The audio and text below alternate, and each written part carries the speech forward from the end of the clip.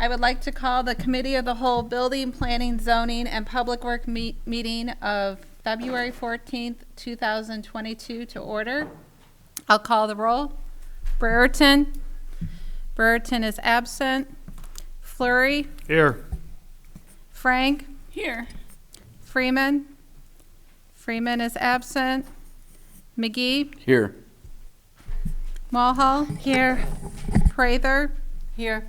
Snow. Here. Stevens. Here. 7 present. Mayor Morris will not be here tonight. At this time, I will entertain a motion to elect a temporary chair. Motion to have Mr. Stevens. Motion by Alderman Snow. Do I have a second? Second by Alderman Prather to appoint Alderman Stevens to be the temporary chair. All those in favor say aye, or I'm going to take a roll call vote. Fleury. Aye. Frank. Aye. McGee. Aye. Mulhall. Aye. Prather. Aye. Snow. Aye. Stevens. Aye. 7 in favor.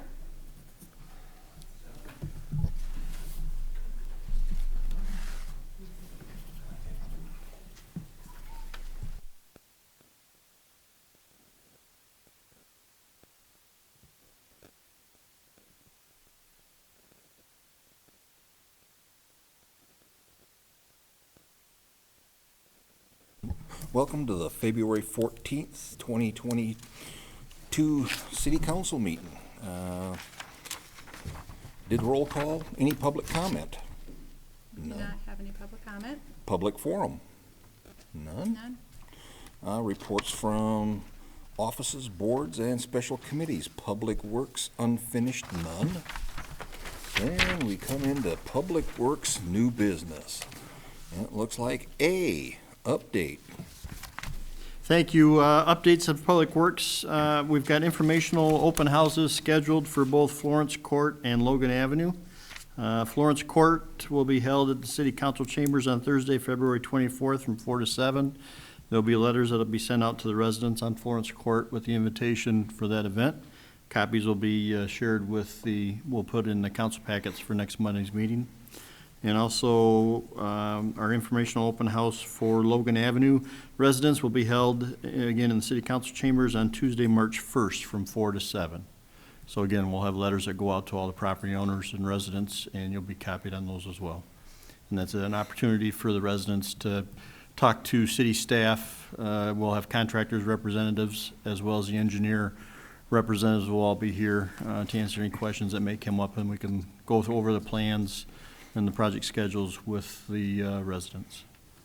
Question. Dan? Does this get published at all, like in any of the papers? Probably will not be published in the paper because it's intended just for the residents there. However, it'll be posted on the city's website and it'll also be on Channel 20. Any other comments? Questions? And then on the sewer side, we've recently completed our 3rd year of participation in the Strategic Energy Management Program at our wastewater treatment plant with Commonwealth Edison, which has resulted in 230,618 kilowatt hours saved for a total value of $27,914. And we are starting up our first meeting on our 4th year of participation is coming up, I believe, next month. That's all I have for updates. Okay. Going to B, Farmington Pond Maintenance Program. In your packets is the proposal estimated cost for our 2022 maintenance program for the Farmington Ponds, estimated to be $16,000, which was the same estimate as last year. You'll notice year to date, so far in 2021, we've exceeded that, mainly due to issues we've had with beavers in the ponds, and they gnawed up some of our air lines and did some other damage that we had to replace. So that's probably the majority of that cost is attributed to them. So we've taken some measures, hopefully, to keep that population in check. I would recommend entering into the agreement with Lakeland Biologists for the 2022 Farmington Ponds Maintenance Program at an estimated cost of $16,000. This work will be paid for from the Farmington Ponds Special Service Area.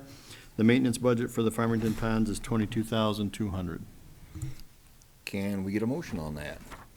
Wendy, second by Cheryl. Now, do we do A voice vote.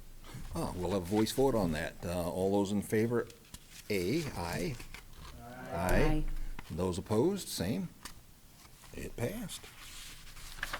Okay. Now to C, Fifth Avenue Overflow Storm Sewer Project Update. All right, items C, D, E, F, and G are all related. They all have to do with the Fifth Avenue Storm Sewer Project. As previously discussed, the route of the new storm sewer for Fifth Avenue Storm Sewer Relief Line project from the railroad right-of-way to the river will be across property owned by Kevin Bungie, the owner of CES, and Kevin's father, Terrence Bungie, who has recently passed away. Kevin has agreed to provide an easement across the CES property at 700 West Locust Street and to sell his father's property at 717 West Locust Street for the full appraised value, which came back at $55,000. In addition, the owners of Franklin Display Group have agreed to provide a storm sewer easement across the northerly edge of their property, as well as to sell a portion of their property on the west side of their building to allow for the construction of a stormwater detention facility. The sale of the property and granting the easement would be for the full appraised value, which came back at $149,077. And they've also requested that their south parking lot adjacent to Allen Street has a history of stormwater backing up. Right now, it's drained by 2 dry wells. And they don't work, they're not functioning much at all anymore. They would like to be able to connect their parking lot to the new storm sewer system being installed. They've made a request as part of the sale of their property for the city to make that connection. They have agreed to do all the surface restorations if we get the existing dry wells connected into the storm drain system. Estimated cost to the city for that work on a contract basis is $39,000. And we would anticipate just making that a part of the contract when that storm sewer work is done. So as far as motions number 1 would be to authorize the acquisition of easements across 801 Fifth Avenue and 700 West Locust Street pursuant to the attached easement agreements, and for the mayor and clerk to execute and attest all documents necessary. At your desk tonight, there's drawings that were provided to give you a visual on where those would be. And if you look at the sheet 3 of 3, the portion of the easement would be north of the railroad tracks from Locust Street to the railroad tracks would be covered by the easement, as well as on that same sheet where where it says vacated Smedley Boulevard across that entire length from Fifth Avenue over to the pond would be an easement as well.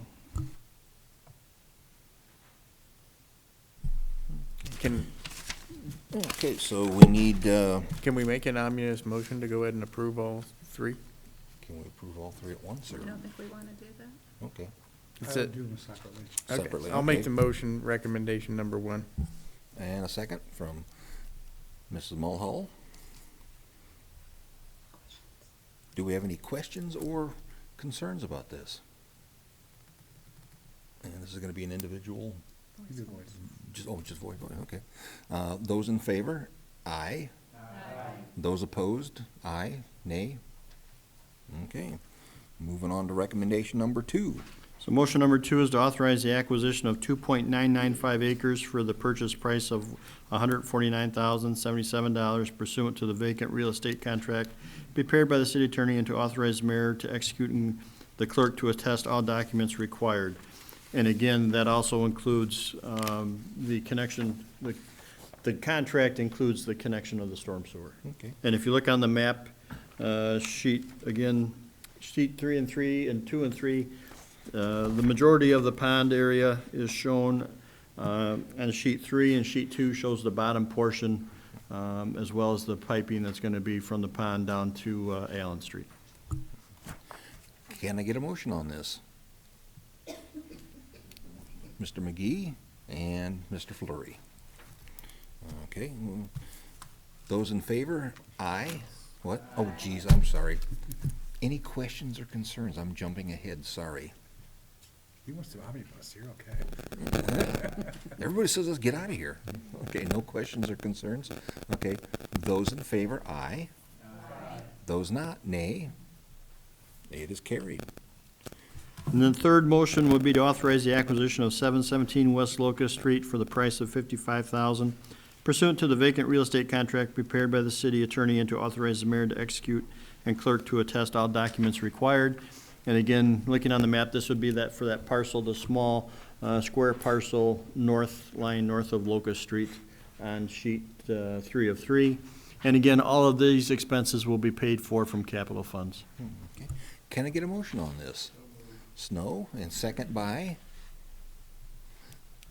Cheryl Prather. Any questions or concerns about this? None heard. Those in favor, aye. Those who know, nay. It carries. I do, one minor question, if I could, Brent. When you do go across Locust, is this stuff that is actually gonna tear up the road, or stuff that's going to go underneath the road as far as, not having to, tear up the road? No, it'll be bore and jacked underneath the railroad tracks, so we don't have to remove the railroad tracks. However, it's gonna go through the road, so Locust Street would be tore up. Now then, G, Terracon proposal for Phase 1 environmental report. In conjunction with the approvals to purchase, prior to purchase, we will need to get Phase 1 ESAs completed. We received a proposal from Terracon to complete the ESAs for 717 West Locust Street in the amount of $1,550 and 801 Fifth Avenue in the amount of $2,500. Terracon has indicated that we can do both at the same time for $3,900. Therefore, I would recommend approval of the proposals from Terracon to complete Phase 1 ESAs for the property located at 717 West Locust Street and the property located at 801 Fifth Avenue for the total cost of $3,900. This work will be paid for from line item number 415-110-8024. Can I get a motion to that effect? Mr. Fleury and Mrs. Prather. Do we have any questions or concerns about this? None heard. Those in favor, please say aye. Aye. Those against, please say nay. Looks like it carries. Thank you. Number 3, building, planning, and zoning unfinished. Looks like none. Building, planning, zoning, new business. Building department update. Thank you, sir. We had a stellar month in January. 31 total permits for a value of just over $800,000, 8 of which were commercial, 23 were residential. Notable would be the Jimmy John's build-out, and there's a retail establishment going in next to the fire station for property maintenance. She had 20 cases, 12 of which she closed. I'll entertain any questions. Any questions from anybody? None? Well, B, planning and zoning department update. January was kind of a slow month. It typically is. Things are definitely ramping up now. No cases for Plan Commission in February, but I already have 3 applications for the March case, and I'll have 2 applications for April that I know of because they didn't meet the March deadline. One is for an arcade that will be geared more towards like the 30, 40-year-old crowd. There's a trucking business in the county that's relocated to the city and is expanding greatly. And then there's a subdivision replat.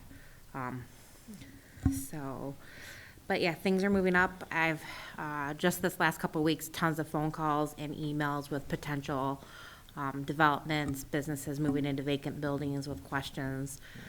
So hopefully we'll see that start ramping up when the weather is better and they're more eager to break ground. Historic Preservation had to cancel their meeting because of a lack of a quorum, which is why I'm super excited that I actually have someone interested in being on the commission. You guys will have that at the next committee of the whole meeting to vote on. As for those that don't know, Strolls is now a Chamber of Commerce event, which is just more appropriate for them to handle that. I will act as staff support working on some Heritage Day stuff. We did get our new plotter in, so I can start scanning and printing things again. And that's really, the big stuff. Any questions or concerns for Gina? None seen. We can move to C, special use permit extension for 1125 North State Street for a car wash. What are we, Okay, so yes, this is the car wash, the, Ultimate Clean Express? Extreme Clean, sorry.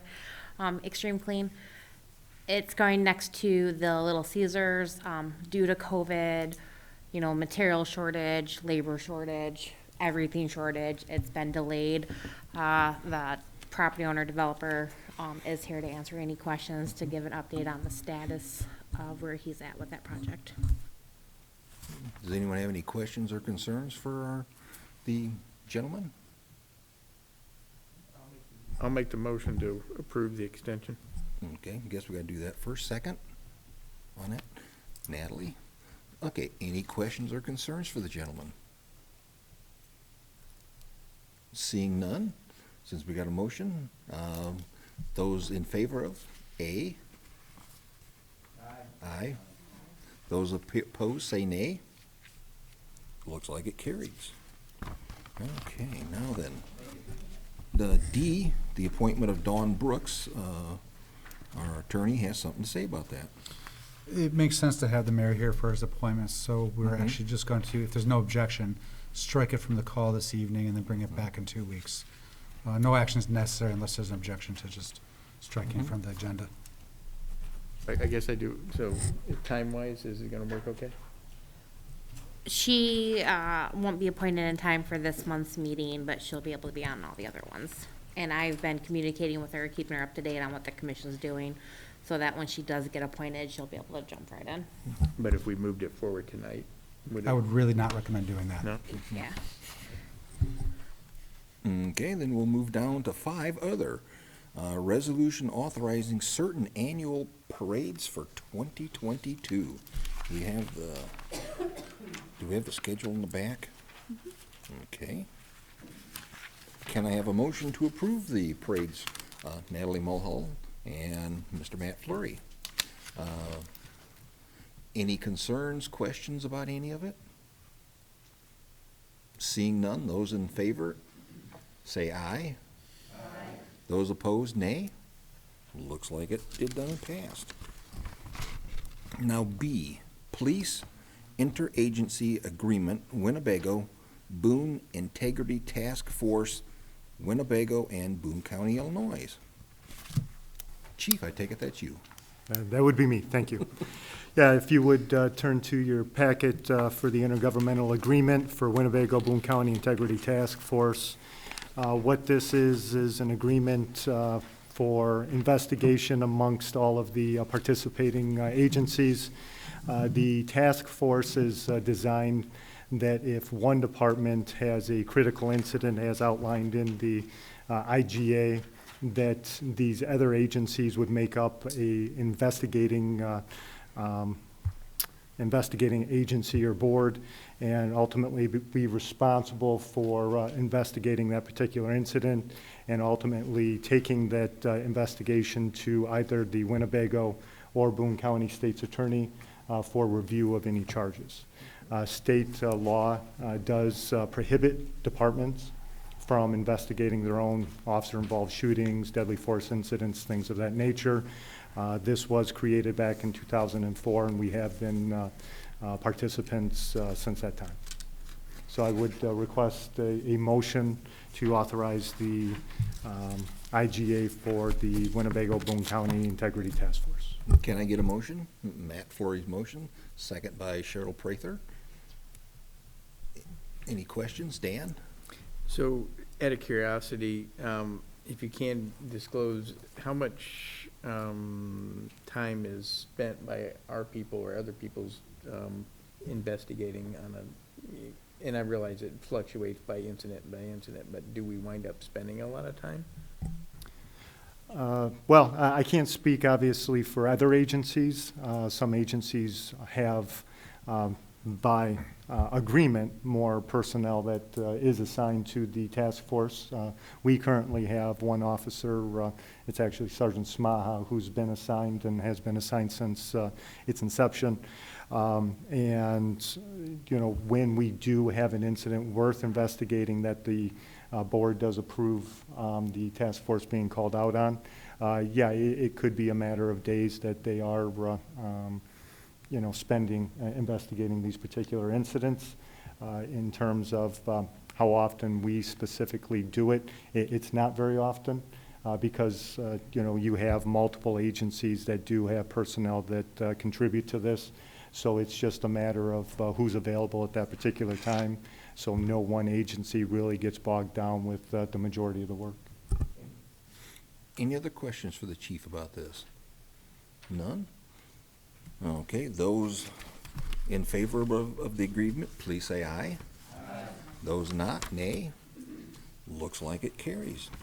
Do we have anything other for the council tonight? Nope. Well, good. Would anybody like to say let's go home? By Snow and second by... Okay, meeting is adjourned.